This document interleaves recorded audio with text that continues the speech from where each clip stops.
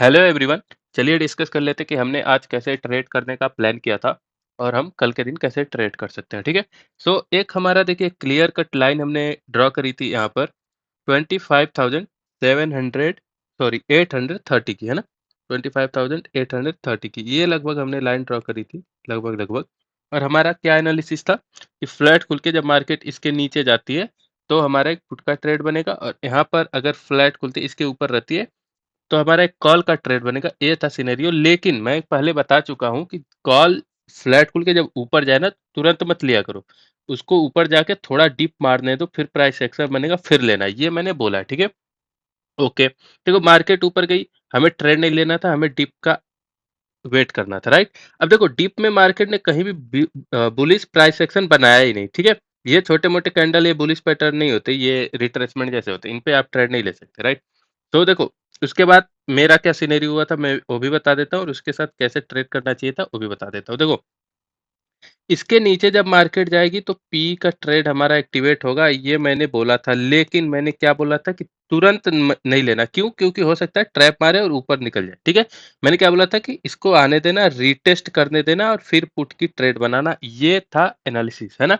देखो मैंने पर्सनली, देखो जब ये था ना ये लाइन जब इसके नीचे ब्रेक कर दिया, मैंने तुरंत पुट नहीं लिया था, मैंने वेट किया था। यहाँ के आसपास मैं थोड़ा सा बिजी हो गया था, और मैंने ट्रेड यहाँ पे भी मिस करी थी। मेरी एंट्री इस वाले जो है ना कैंडल, यहाँ पे मेरी पुट की ट्रेड बनी थी एज पर द एनालिसिस, जो कि मैंने कल की थी, है ना।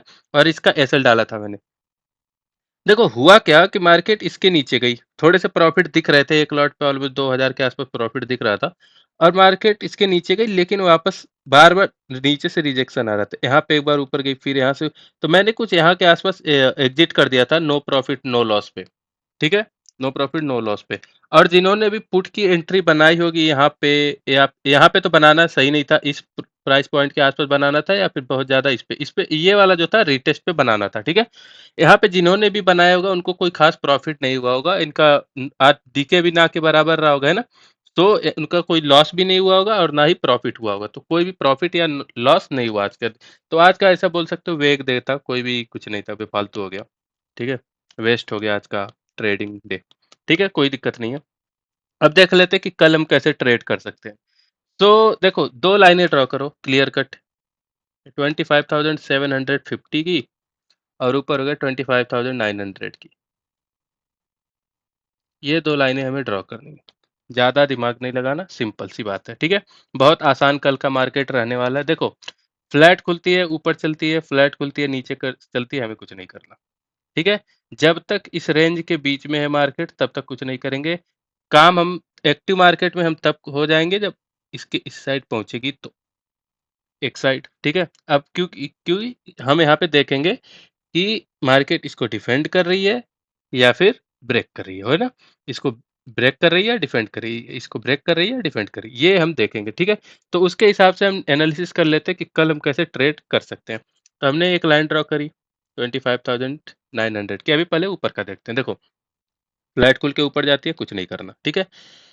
फ्लैट खुल के ऊपर जाती है तो हम यहाँ पे आने का वेट करेंगे। ये सिनेरियो वन हो गया। दूसरा क्या हो सकता है कि डायरेक्ट ऑलमोस्ट 80 पॉइंट ऊपर को जाए, लगभग 80 पॉइंट के आसपास, है ना, ऊपर है।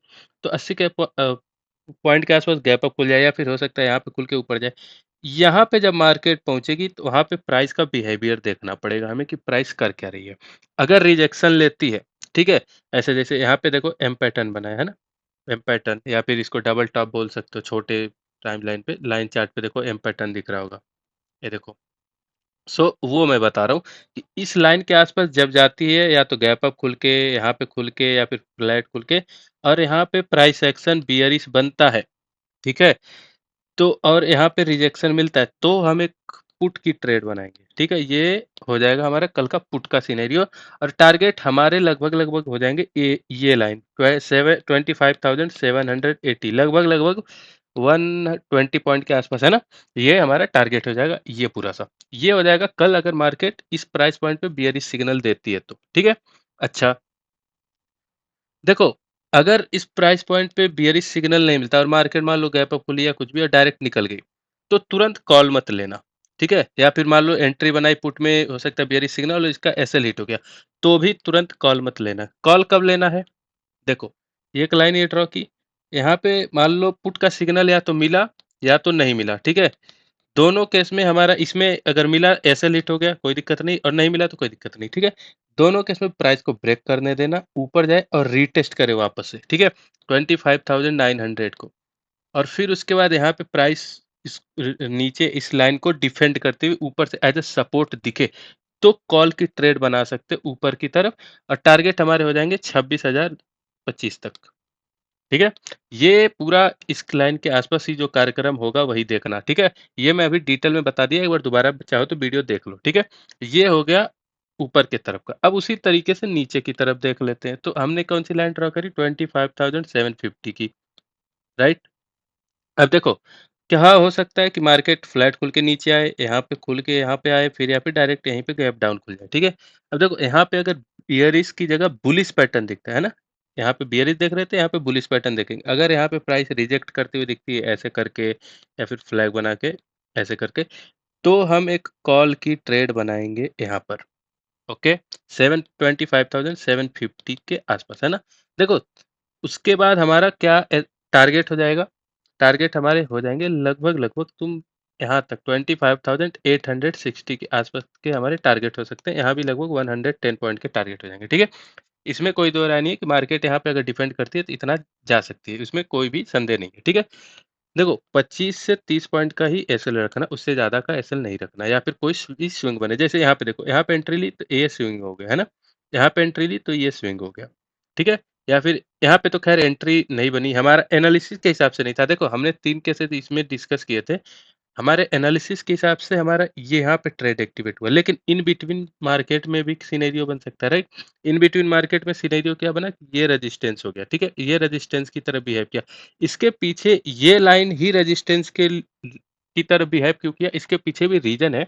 उसको मैं किसी दिन लर्निंग में कमेंट करना मैं बता दूँगा कि ऐसा क्यों है कि ये लाइन ही किया, ये लाइन या ऊपर जैसे कई बार मैं बोलता हूँ ये जो छोटी-मोटी रेजिस्टेंस है ये बेफ़ालतू हैं, इनको ये किसी काम के नहीं होते। लेकिन आज ये क्यों रेजिस्टेंस की तरह बिहेव किया, ये मैं कभी डिटेल वीडियो में एक्सप्लेन करूँगा, ओके? कमेंट कर देना, ठीक है?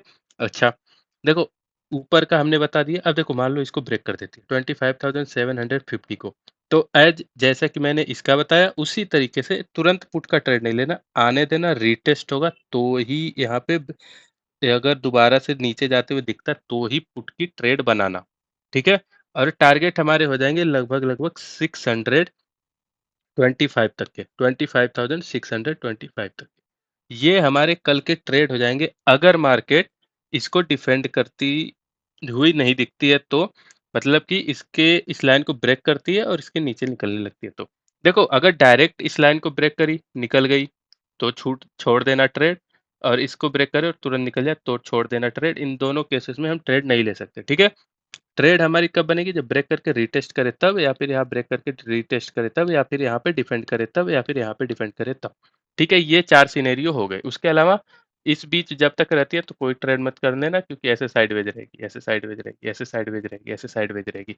सो कुछ भी नहीं मिलने वाला, ठीक है? आज का वैसे ब्रेक इवन था, कल एक ऐसे लिट हुआ, हो सकता है कल के दिन हमें एक ट्रेंडिंग मार्केट मिल जाए इसके पास डिपेंड कर दे तो ये ट्रेड हो जाए, इसके पास डिपेंड करे ये ट्रेड हो जाए, ब्रेक करे तो ऊपर, ब्रेक करे तो नीचे, चारों डायरेक्शन में कोई भी एक ट्रेड मिलता है तो कोई दिक्कत नहीं होगी, है ना?